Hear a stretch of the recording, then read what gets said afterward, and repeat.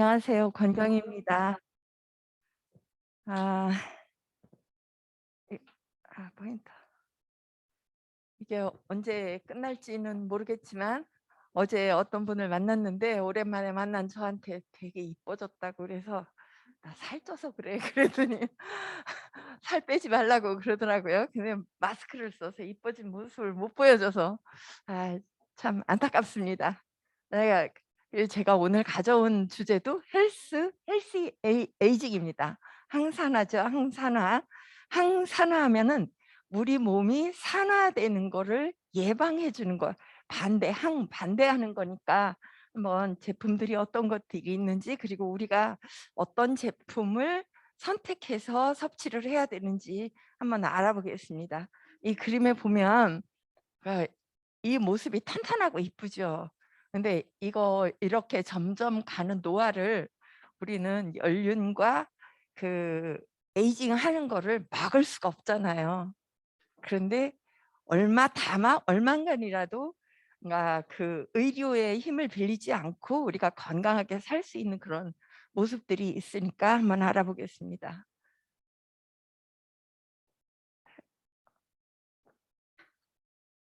이게 안 나가는데?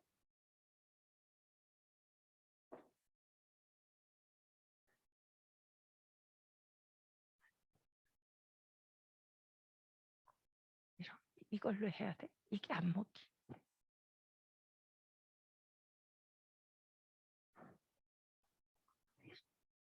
노화라고 하는 거는 무슨 알고 있지만 이제 학문적인 용어로 세포 분화와 증식이 감소하는 것이고요. 그러니까 나이가 들어갈수록 모든 기능들이 떨어지니까, 그리고 신체의 구조와 기능이 퇴화하는 것, 또 혈액이 산화되는 것, 이렇게 정의를 내려놓고 있더라고요. 그러니까 이제 그 학자들이 정의요. 그러면 노화의 주범을 네 가지를 마이클 포셀이 그 책에다 수록을 해놨는데, 첫 번째가 산화고, 두 번째 염증, 당화 반응, 비정상 메티로인데, 다른 건 생각하지 말고 오늘은 산화에 대해서만 말씀을 드리도록 하겠습니다. 산화라고 하는 거는 우리가 볼 때 그 냄비가 철 같은 것이 공기 중에 노출이 되면 녹이 쓰는 것처럼 우리 몸에서는 혈액이 더러워진다, 혈액이 탁해진다, 노화된다, 늙는다, 또 녹슨다, 부패한다, 더워진다, 병든다라는 이런 표현들을 쓰고 있습니다. 여기서 더워진다 그러면 체온이 올라가는 건데, 체온이 1도로 올라가면 면역력이 증강된다고 우리는 알고 있잖아요. 근데 그것보다도 더 많이 올라가는 거를 얘기하는 겁니다. 이거는 피가 더러워서 그 몸이 열이 많은 거예요. 그러면 이 반대는 환원이겠죠. 앞에서는 항산화라고 했는데 지금은 환원이라는 용어를 썼어요. 그러면 환원이 되면은 원래 상태로 돌려지면은 혈액도 깨끗해지고 피도 맑아지고 젊어지고 새로워지고 신선해지고 건강해지는 겁니다. 그렇다면 산화는 산소를 호흡하고 있기 때문에 막을 수가 없으니까, 산화와 환원이 이렇게 저절로 잘 작용을 한다면 우리가 산화된 것도 환원을 빨리 시킬 수 있지 않을까요? 그러면 산화와 환원을 다시 한번 보겠습니다. 산화는 산소와 결합하는 겁니다. 여기 구리가 있어요. 구리가 있는데, 노란색이 구리가 있는데 산소가 붙어서 이 구리가 산화됐어요. 녹슬었어요. 그런데 여기에 또 탄소가 들어있죠. 탄소하고 이게 만나면, 산화된 구리가 탄소와 만나면, 그러면 탄소가 우리가 먹는 음식 중에 탄소가 뭐가 있을까요? 탄수화물, 지방, 단백질 속에 다 탄소가 들어있어요. 원소로. 그러면은 이것이 구리가 떨어져 나오고 이산화탄소와 물로 바뀌어질 수가 있거든요. 그러면 이게 환원되는 상태예요. 환원되는 상태인데 이 이산화탄소는 우리 호흡으로 나오죠. 호흡으로 나오는 거죠. 날숨일 때. 그리고 물은 우리가 뭘로 나와요? 소변이나 땀으로 나오는 거죠. 이거를 얘기하는 겁니까? 그냥 그 모든 물질이 나중에 폐기 처분할 때는 공산품을 제외하고는 모든 물질이 다 썩는 물과 공기로 이산화탄소와 물로 분해가 돼서 이 자연으로 돌아가는 현상이거든요. 이것이 자연스럽게 되면은 좋겠습니다.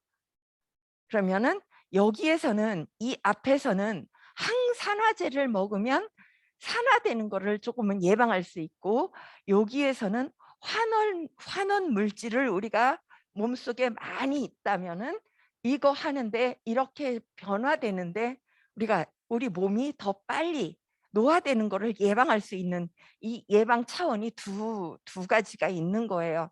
그러면 우리가 항산화제라고 하면 우리 제품 속에 많이 있고, 또 환원 물질이 어떤 것이 있는지 한번 알아보겠습니다. 산화의 핵심적 역할을 먼저 알아둔다면, 우리가 산소를 호흡하면서 살고 있기 때문에 산소의 찌꺼기인 활성산소가 생기는데, 이 활성산소가 성격이 아주 지랄맞아요. 자기 입에 독보적인 거야. 그래서 선택의 여지도 없고 비가역적이고 파괴작용을 하는데, 아주 묻지마 살인 같은 이런 역할을 하는 거예요. 이거는 우리 몸에서, 그러면은 이 묻지마 살인을 하는데, 이 묻지마 살인의 이 피해를 보는 거는 60조 개의 세포 구성 성분이거든요. 그러면 이거를 인해서 아까 4가지 그 노화의 비밀에 있었던 그런 현상들이 다 나타나는 겁니다. 이거 몸에서 지금 설명을 할 수 없지만, 이런 현상들에 의해서 노화가 일어나는데, 우리가 건강하게 노화를 맞이하는 것이 아니라 이런 질병들에 의해서 노화가 되니까 이게 우리가 문제를 삼는 거죠. 돈도 많이 들어가고요. 그래서 활성산소라고 하는 거는 지질과, 그러니까 우리가 흔히 얘기하는 콜레스테롤과 연관이 있습니다.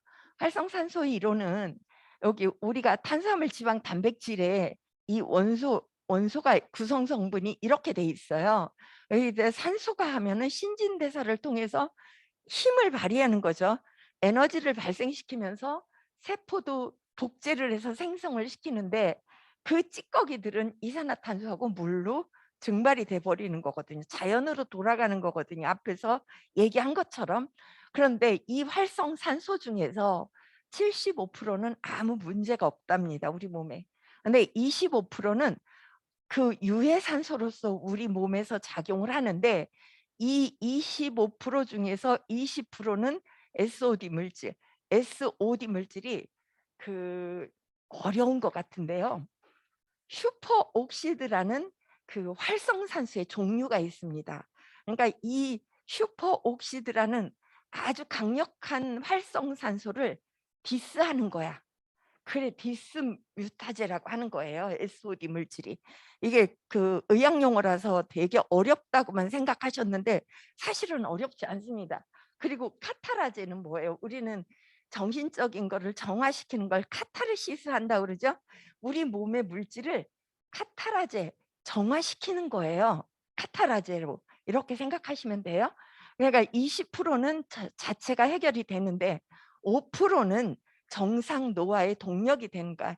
조물주가 인간들을 늙지 않게 만들어 놓으면은 무슨 짓을 또 할지 모르니까, 너네들은 건강하게 이렇게 살다 자연적으로 자연으로 돌아가라라고 숨겨놓으신 방식이라고 말씀들을 하십니다.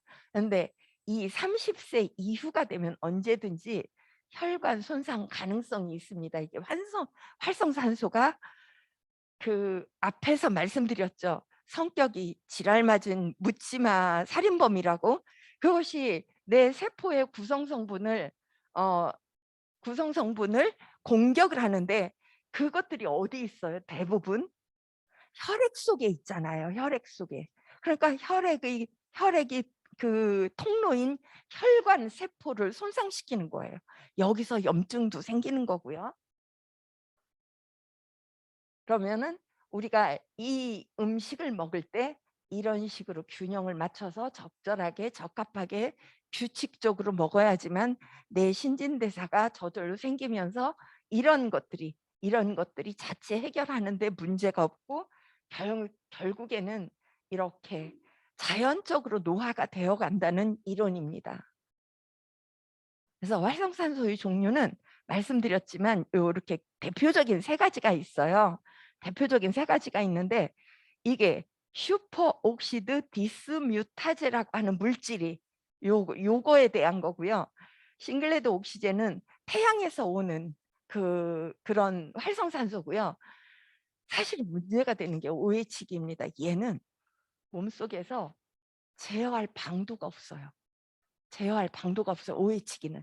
얘는 SOD 물질로 제어가 되지만 얘도 햇빛 가리면 되잖아요. 근데 얘는 아무런 제재를 할 수가 없는 상태예요. 지금. 그래서 밝혀지지가 않고 있습니다. 아직은. 활성산소가 혈관에 미치는 영향, 이게 혈관 속에 활성산소가 있다고 했습니다. 이 깊숙이는 말씀드리지 못하겠지만 이런 거에 의해서 우리 혈관 속이 정상에서 이렇게 쌓이는 거예요. 지질하고 지질이 산화가 되면은, 과산화 지질이 되면은 그냥 괜찮을 텐데 이 혈관 벽에 붙었다가, 그러니까 치아에 플라그가 생긴다고 하는 것 이론으로 생각하시면 됩니다. 그러니까 혈관에 플라그가 생긴다는 거죠. 처음에는 부드럽게 죽상으로 되었다가 얘가 만나면은, 그리고 콜레스테롤이 얘를 치유해 보겠다고 간에서부터 이렇게 후송이 되다고 한다면은 얘가 자꾸 굳어버리는 거예요. 그래서 동맥경화증이라는 것이 생깁니다. 그래서 우리 몸에 이상 반응이 생기는 거고요.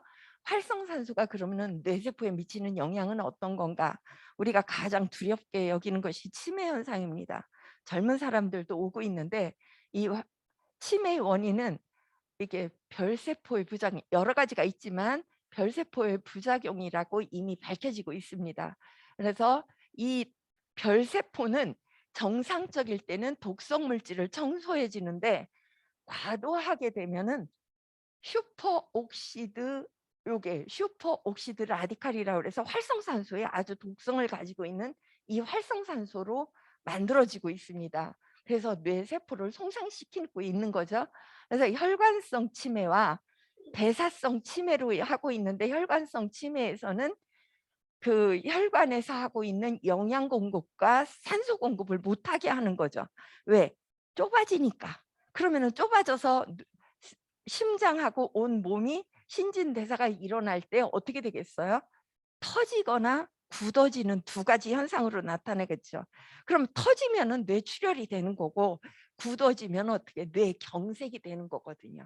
그런데 그 뇌세포가 터지거나 굳어지면은 그 위쪽으로 가는 영양 공급과 산소 공급이 안 되면 어떻게 돼요? 4분 이상이 산소 공급이 안 되면 뇌세포에 비상이 걸리고, 6분이 안 되면 뇌세포가 서서히 죽어가고 있고요. 산소가 10분이 공급이 안 되면 죽었니 살았니, 사람이 죽는, 생물학적으로 사망까지 가게 되는 거거든요. 그러니까 굉장히 중요한 거죠, 뇌세포가. 그래서 대사성에서는 단백물질입니다. 단백질. 주로 식물성 단백질이 아니고 동물성 단백질에 이런 것들이 있는데, 여기 세 가지가 지금 밝혀진 게 요 세 가지예요. 타우하고 베타 아밀로이드는 많이 아시겠고, 루이소체라는 것이 있는데, 이런 것들이 대사가 되지 않고 찌꺼기가 뇌세포에 쌓이는 거예요. 말하자면 배출이 되지 않는 거죠. 네, 혈액순환입니다. 이것도. 그다음에 우리 몸의 항산화 삼총사를 우리는 비타민 에이스로 알고 무기질을 우리는 많이 꼽고 있는데, 하병근 선생님께서 이 세 가지를 끌었습니다. 수용성 비타민 C. 그래서 오늘은 비타민 C를 중점적으로 제가 말씀을 드려보려고 합니다. 우리는 비타민 C가 아세로라 C가 돼 있죠. 그러니까 비타민 C가 산화가 되면은, 저도 이걸 몰랐어요. 비타민 C만 먹으면은 몸이 그냥 정화가 되는 줄 알았어요, 혈액이. 그런데 비타민 C도 찌꺼기가 생긴다는 거. 근데 이 찌꺼기가 H2O2예요. 이거는 뭐예요? 슈퍼 옥시드 라디칼이었죠. 아까 가장 강력하다는, 방사선하고 거의 맞먹는 효과를 가지고 있는 활성산소예요. 그래서 제가 묻지마 살인자라고 표현을 한 거거든요.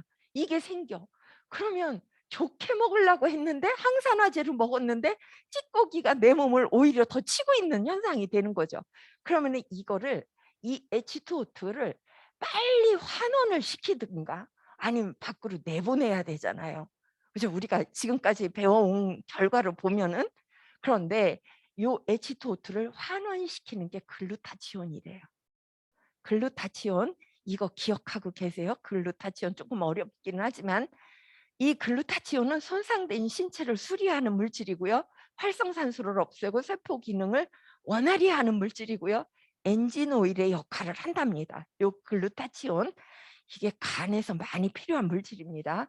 그런데 또 하나 이 하병근 선생님이 주장하는 게 뭐냐면은 비타민 C, H2O2가 들어있는 이 비타민 C가 암세포 속으로 들어가는 길이 열린대요. 그러니까 암세포는 당을 엄청 많이 필요로 한답니다. 저도 커야 되잖아. 암세포가 생성이 됐으면 저도, 그러니까 말하자면 살아가야 되잖아요. 생존을 해야 되잖아요.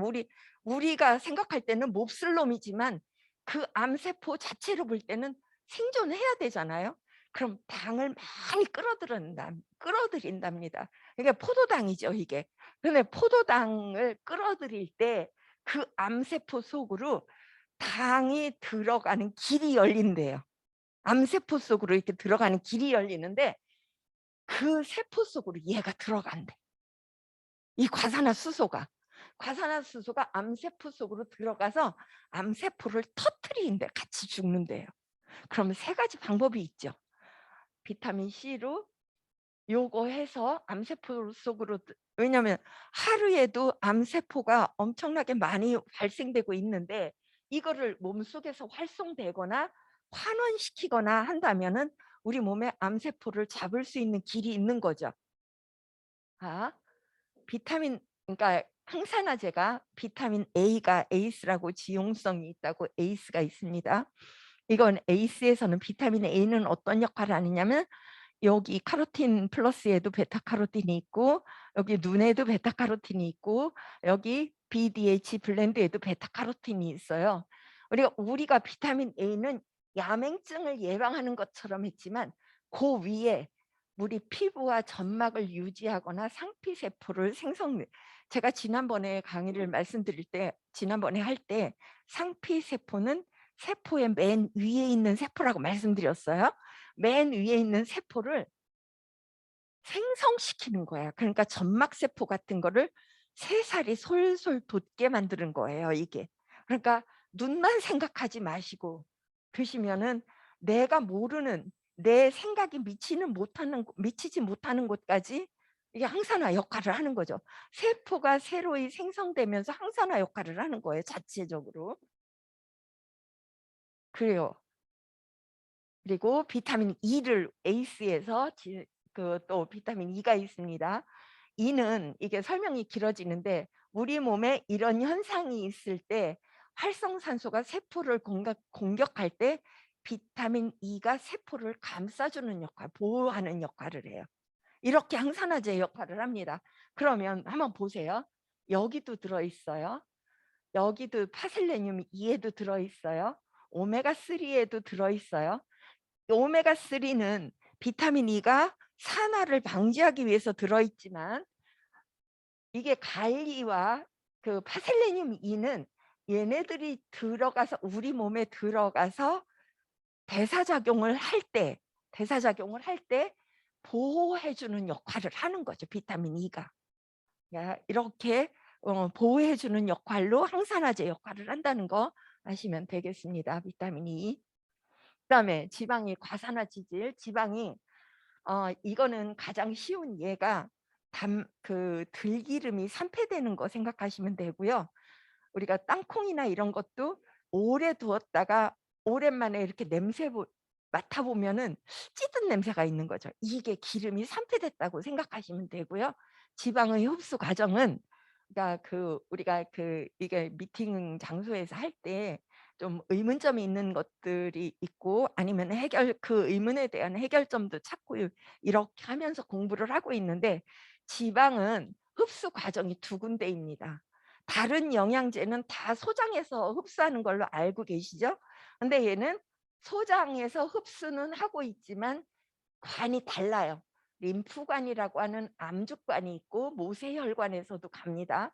근데 모세혈관으로 가는 거는 간으로 가서 해독 작용을 해서 깨끗하게 만든 다음에 이렇게 전신으로 보내주는데, 지방은 우리는 물질을 먹으면 위에 들어가서 녹인다고 생각을 하는데, 그게 아니고 물처럼 잘게 물로 보이게끔 이게 분해를 시키는 거예요. 분해를 시키면은 짧은 사슬이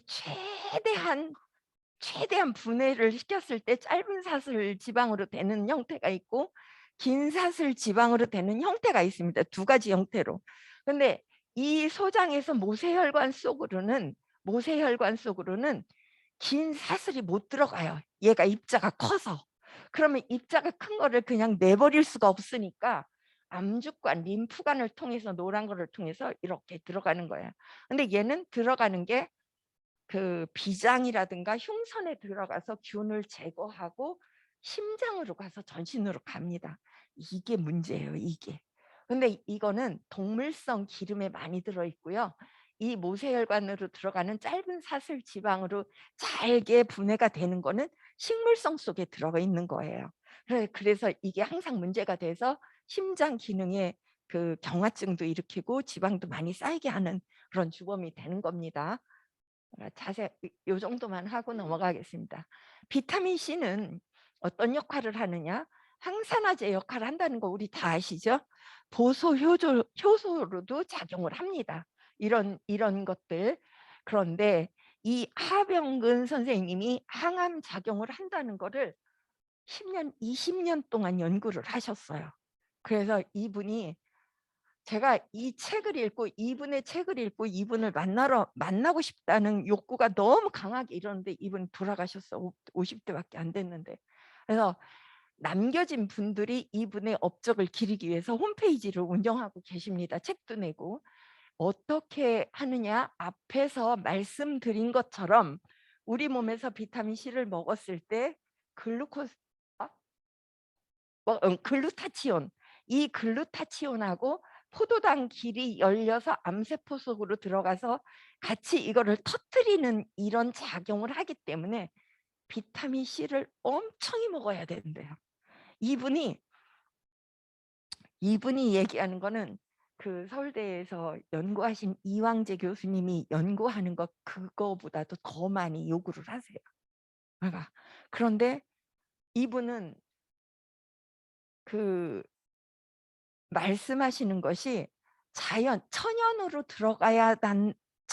먹어야 된다고 하면서도 천연으로 항산화제가 어떻게 비타민 C가 만들어진다는 것까지는 연구를 못 하셨어요. 거기까지 연결을 못 시켰어요.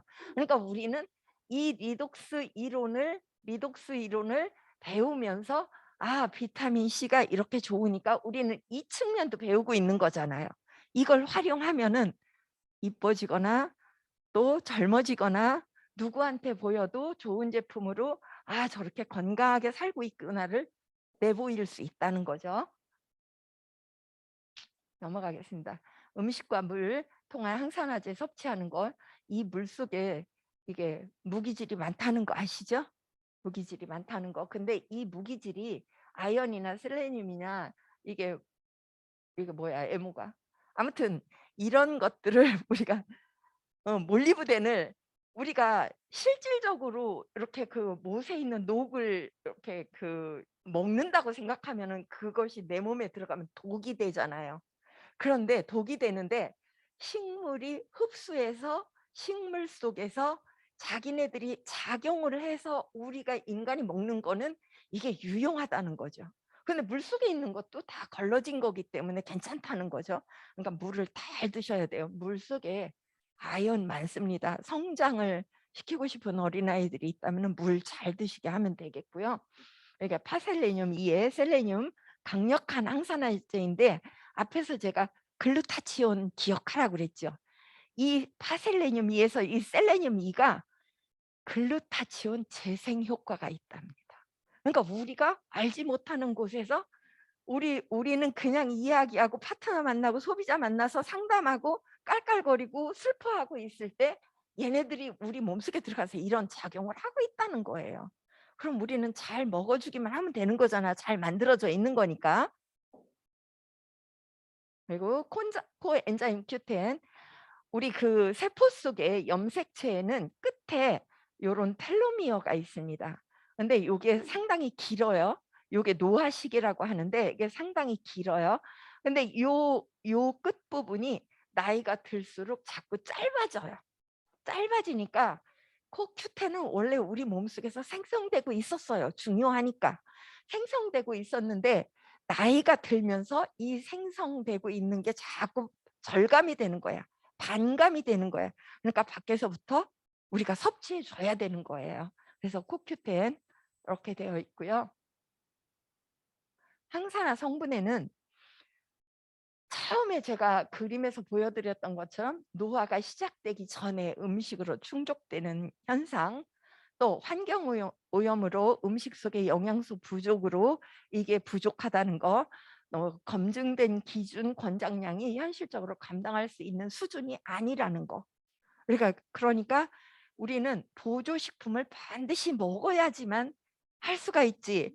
그렇지 않으면 나 그냥 이런 대로 이렇게 식생활 패턴대로 가다가 어느 날 갑자기 나한테 치매가 왔어. 그럼 자손들이 나를 그냥 요양원에다 넣겠지 하고 살다 보면은, 잘 살아왔는데도 결과적으로 나쁜 현상이 오면 그거를 나라에다 책임지라고 하면 너무 무책임하지 않아요?